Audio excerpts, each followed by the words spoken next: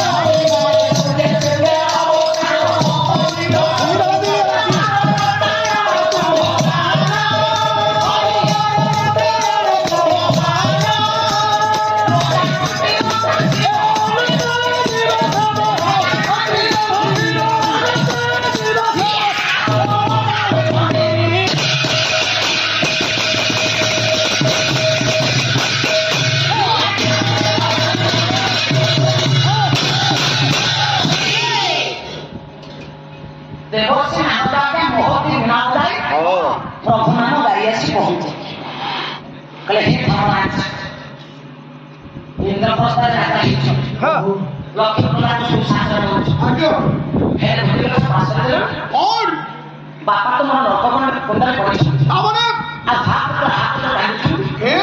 তুমি রাতে রাতে বসে কথা সাথে কি করছো আমনে আমনে কোন কহিনা মুকা উঠতে দেবর্ষি তো সত কহ বাহ মো বাপা নকমনে হাত তো টাইছো যোগ্য সন্তান হিসাবে একটা পাঠ কথা বলছো বাবা বাবা তুমি মো বাপা নকমনে করে ডাকলে রাজবাড়ির পুরো হিসাবে বসে প্রজার শাসন দেই কেমন লাগে এমিতি রাজবাড়ি এক সময় প্রজার সুশাসন উচিত তো ও হিসাবে বাপা পাই যোগ্য সন্তান হিসাবে মোর কর্ম কর্তব্য করবার আছে হাত যদি ধর্মরাজ করে কম করে কম করে বাপাকে আক্রমণ করতে হবে বাবা বাপা নকমনে করে ডাকছি কেমন থাকে দেখুন বাবা অন্যকে এই বিষয়ে ধর্মরাজ সাথে সাথে বাবা অন্য কারণ করার অবস্থা ছিল মা ধর্মরাজ যুধিষ্ঠির যোগ্য সন্তান হিসাবে বাপার কথা শুনে চেষ্টা বিপ্লব খাইছে জগন্নাথ দাস ভাগবতে বলে তাকে যোগ্য তাকে যোগ্য সন্তান হইবা যে বাপার মরিকতা মার মরিকতা মুখে বসে জগন্নাথ দাস ভাগবতে সুন্দর কথা বলে সারি পুত্র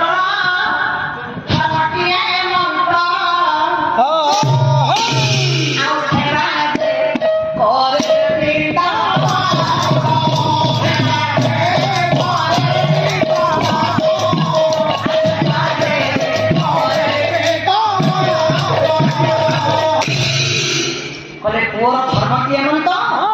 সেবাতে করে পিতা মাতা বাপা মার সেবাতে করে বাপা মার মনে শান্তি বুঝে বাপা মার আদর্শ শান্তি জানে তার সাথে যোগ্য হবে ঠিক অনেক বেলা দর্শন অনেক নাম যাবে আপনার যাকে আছে পুরানোর অনেক দর্শন আছে দেখুন বাবা যোগ্য সন্তান হবে মুখ সমাজে আপনার বন্ধে অনেক সমাজে আপনার বন্ধে কথা পাঠিও অসুন্দরী হোক মা যেমিতি উপর যেমিতি বড় হোক কন্যা তো আমরা রত্ন কহিবে তাহলে কালকে একটু রাত্র হয়ে যাবো বাপটা একবার খেয়াল করছো তাকে আমি রত্ন কহিবা তাহলে প্রফেসর গো ডক্টর গো ইঞ্জিনিয়ার গো